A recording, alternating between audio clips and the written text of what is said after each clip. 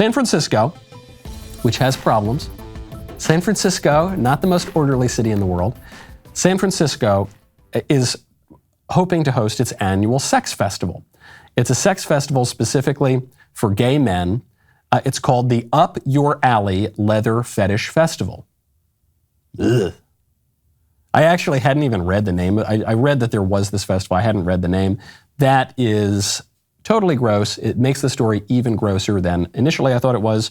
So they have this leather gay festival in San Francisco. Not exactly a man bites dog story, but the festival is taking place while there is a virus that is spreading at gay orgies. So you would think they would shut it down, right? No.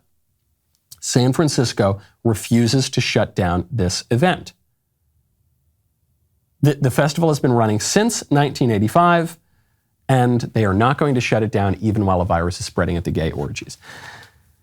It's not about what's safe. It's not about what's healthy. It's about what do we want to do.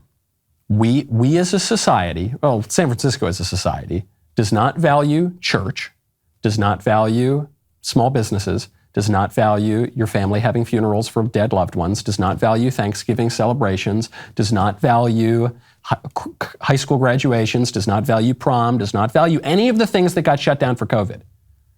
But San Francisco sure as hell values gay leather orgies. And so they're going to shut down all the first ones. They're not going to shut down that last one. And it gets right back to Al Gore's point. This should not be political. This should not. Why are we making this issue of all your rights and your money and your traditions in your country? Why are we making this political? What this is about is, what do we want to do? What do we want to live with? During COVID, I not only would have lived with the risk of COVID, I not only would have gone back to work and traveled and seen my friends and gone to holidays and not worn the stupid mask and avoided all the ridiculous measures that the libs pushed on us, but I actually did. I did. I went back to work. They forced us all to work from home. I lasted 24 to 36 hours, and then I just went back to the studio, and it was pretty much just me and Jeremy at the studio for 6 months at a time, because I said, I'm not doing this. I'm not going to work from home. I'm not going to quarantine. I'm going to go to all my holidays. I'm going to go to Easter Sunday dinner, and I'm going to travel, and I'm just going to live my life, okay? I made that choice. The political society said, no, we're not going to do that, okay? But I don't value gay orgies in that way, okay? I don't value bathhouses and leather festivals and all that. I don't value that. And I don't think there's any reason to tolerate that stuff, period, but certainly not when there's the spread of a virus specifically at these places. You have the political right to say that. No matter what they tell you on whatever news show, even if it's on a technically or ostensibly right-wing news show, you have the right to say that. You have the right to moral views. You have the right to political views. You have the right to social preferences. You have the right to an opinion on matters of public health and the economy and the national order. You have a right to those things.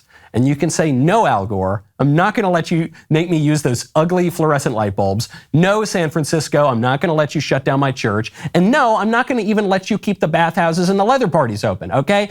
We have not just individual rights, but there is a higher sort of political right. Those are political rights. An individual right is not really political in the sense that political is public. It involves other people. And the Founding Fathers talked about this, and Edmund Burke has talked about this, and all the great conservatives have talked about how that higher expression of our liberty and our freedom is political when we as a community say, this is how we want to live, this is how we want to flourish. Speaking of the rainbow, a female soccer player has just been sidelined for refusing to wear the rainbow. Her name is Jaelene Daniels. I'm not the most up-to-date on female soccer news. She's the North Carolina Courage defender, and she was sidelined for the team's Friday soccer game because she refused to wear an LGBT rainbow on her jersey. She didn't agree with the rainbow. She's not down with the rainbow. And so she didn't want to wear the rainbow flag. If you are a, say, Christian, or I would suspect a Jew or a Muslim, or if you have any kind of traditional view of sexual ethics, you can't wear the rainbow. So she says, okay, I'm not going to wear the rainbow. They said, that's fine, you don't get to play. You're going to be discriminated against for your views on these matters. The team said, Jaelene will not be rostered tonight as she's made the decision not to wear our Pride jersey. While we're disappointed with her choice, we respect her right to make the decision for herself. We're excited to celebrate the LGBTQIA+ community with our fans, players, and staff tonight, and look forward to hosting our first ever Pride Festival before knockoff. Or before kickoff, rather, not knockoff. Do you think it would be right to force a Jew or a Muslim to wear a Christmas sweater to work? Let's say it's Christmas time and there's going to be a Christmas party at work, whether we're talking about they work at a soccer team or they work at an accounting firm. Do you think it would be right to tell the Jew or the Muslim, hey, you've got to wear the Christmas sweater? In fact, not just you've got to wear a nativity scene sweater. Does that sit right to you? For most people in our liberal culture, they would say, no, that doesn't sit right. I don't think you should do that. That would be wrong. It is much more egregious to force someone to wear the rainbow. Because while the Christmas season is deeply, deeply embedded in our culture, and still, you wouldn't say like, hey, Ben, hey, Shapiro, put the Christmas sweater on. No one would say that. But the Pride flag, the Pride movement is a relatively new movement. It's extremely radical in our culture. It's opposed by huge swaths of our culture. Now you're saying, well, if you won't wear my version, my sexual preferences, my contradiction of traditional sexual ethics on your sleeve, literally on your sleeve, then you don't get to come to work. Then you, practically speaking, don't have a job, at least while I'm forcing everyone to wear this. It's obviously wrong. You can tell that it's wrong when you put it in those terms, but the culture doesn't see that it's wrong. It goes right back to that Seinfeld episode where everyone tries to make Kramer wear the little ribbon. Remember, during AIDS, everyone wore a ribbon. You said, you have to wear a ribbon, especially in New York. Why aren't you wearing the ribbon? I said, I don't want to wear the ribbon. I hope people recover from this disease, but I don't want to wear the ribbon. So well, you have to wear it. You all have to do it.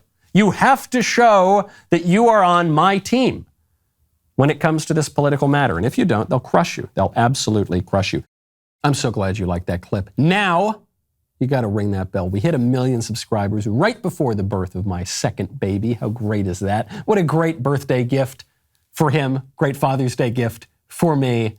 You can tell I haven't slept in days. Make sure you ring that bell, subscribe. Let's get up to 10 million. Let's get up to 1 billion subscribers here on this platform. We'll see you next time.